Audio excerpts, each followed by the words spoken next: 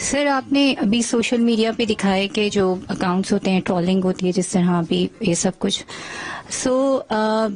بیانیے کی بات ہو رہی ہے جہاں تک، تو سوائے اس شخص کے جس کی آپ بات کر رہے ہیں بار بار، انہی کی پارٹی کے انفارمیشن ڈپارٹمنٹ سے اور انہی کی پارٹی کے انفارمیشن سیکٹری جو ہیں وہ گزشتہ 2 ہفتوں سے ٹاک شوز میں آ کر اور مختلف جگہوں پہ وہ یہ کہہ رہے ہیں کہ یہ جو سوشل میڈیا اکاؤنٹ باہر سے آپریٹ ہو رہے ہیں اس سے ہمارا کوئی تعلق نہیں ہے.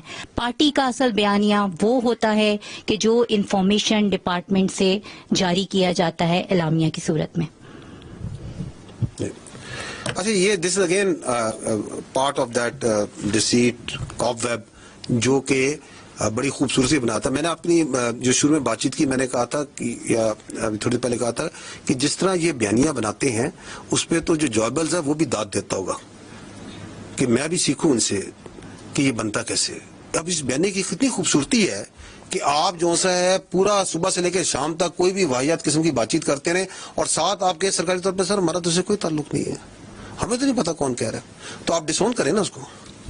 آپ کہیں کہ یہ سارا غلط ہو رہا ہے، آپ آئیں چینلز پہ آپ کہیں کہ یہ بالکل غلط ہے، ہم اپنی فوج کے یہ بات کرتا ہے میں کنڈیم کرتا ہوں، آپ اس پہ ٹویٹیں کریں، آپ بازاروں میں نکلیں، آپ باہر آئیں، آپ کہیں جی یہ بالکل ٹھیک ہے، یہ صحیح بات ہے کہ یہ سیاسی ملاقات نہیں ہونی چاہیے، اور جہاں پہ باہر نکل کے جو سیاست پہ بات چیت ہو رہی ہے وہ نہیں کرنی چاہیے. جو آپ نے یہ بات کی سوشل میڈیا کی، میں آپ کو کلپ دکھا دیتا ہوں جہاں پہ ان کی بہن جو سی ہیں وہ باہر آ کے یہی منوان یہ خود زبان سے بھی بول رہی ہیں، وہ تو پاکستان سے آ کے بول رہی تھی نا. تو یہ سب جو سا ہے جو جس نے بھی ان کو سکھلایا بڑا خوب سکھلایا. ٹھیک ہے نا. آئی تھنک آپ لوگ کے جو چینلز ہیں they must be wanting to switch to something else. 1:45 وہ کہتے ہیں گھنٹہ اور 40 منٹ ہو گئے.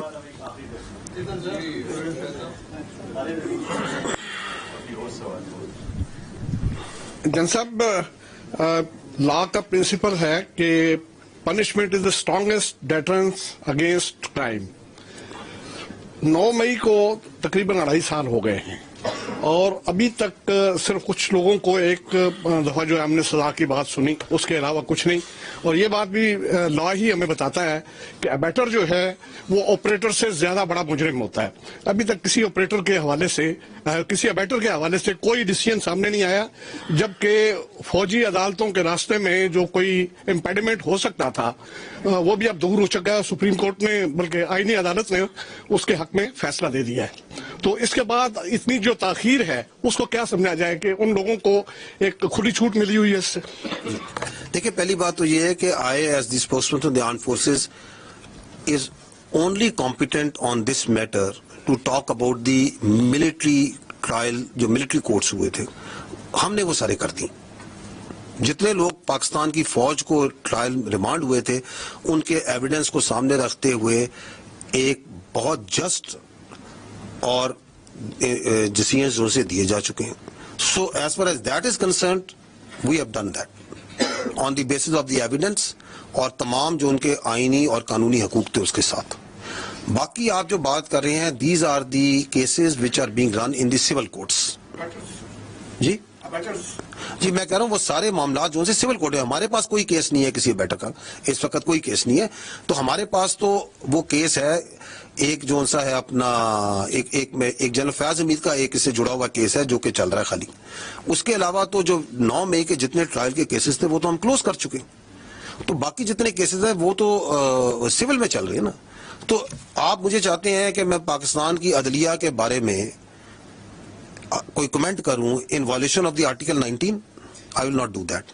So you please ask this question which is a valid question. آپ جا کے اٹارنی جنرل صاحب سے پوچھ لیں، اعظم نذیر تارڑ صاحب سے پوچھ لیں، جہاں پہ ریلیونٹ کوارٹرز ہیں ان سے پوچھ لیں. کیونکہ ہمارا سٹانس جو سا ہے 9 مئی سے آج تک یہ ہے کہ یہ 9 مئی کا مقدمہ فوج پاکستان کا نہیں، پاکستان کی قوم کا مقدمہ ہے. Because in no country you can allow that its armed forces army is attacked. آپ ان کے شہداء کی یادگاروں پہ حملہ کریں، آپ ان کی تصدیق کرنے کی کوشش کریں and then you can walk away free. Especially those who planned it, who abetted it and who were the mastermind behind it. Absolutely. ہم ادھر ہی کھڑے ہیں. لیکن چونکہ یہ ایک جمہوری ملک ہے یہ، ایک یہاں پہ ایک عدالتی نظام ہے، ایک پورا سسٹم ہے، دیٹ مسٹ ورک. اس کو بہتر کرنے کی ضرورت ہے. اس کے اندر یقیناً کوئی نہ کوئی پرابلمز ہو سکتی ہیں، کوئی اس کی وجوہات ہو سکتی ہیں. میں اس میں سے کاؤنٹر ٹیررزم کے اوپر آپ کو فیکٹس اینڈ فگر سے بتا سکتا ہوں کہ سب سے زیادہ دہشت گردی آپ کی خیبر پختونخوا میں ہے. آپ مجھے بتا دیں خیبر پختونخوا میں پچھلے 5 سال میں کس دہشت گرد کو سزائے موت سنائی گئی ہے اور اس کو سولی پہ لٹکایا گیا، جبکہ قانون اس کی آئین اس کی اجازت دیتا ہے.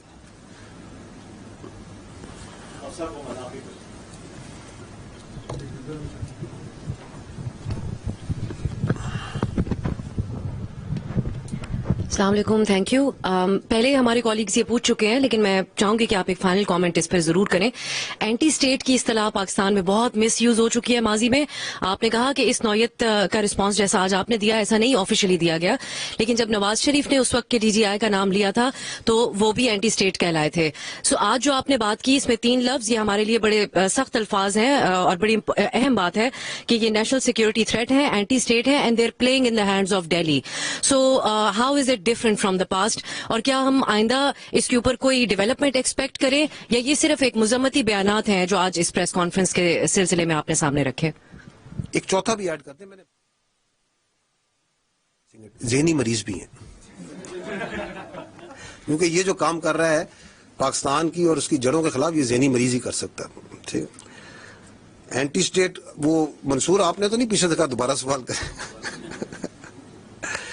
آپ یہ پوچھ رہی ہیں کہ ہم پہلے بھی کہہ چکے ہیں تو اب کیا فرق ہے، یہ پوچھنا چاہ رہی ہیں. میں آپ کو پہلے بھی کہہ چکا ہوں، جو ہم نے آج کہا ہم نے کبھی نہیں کہا، کبھی نہیں کہا.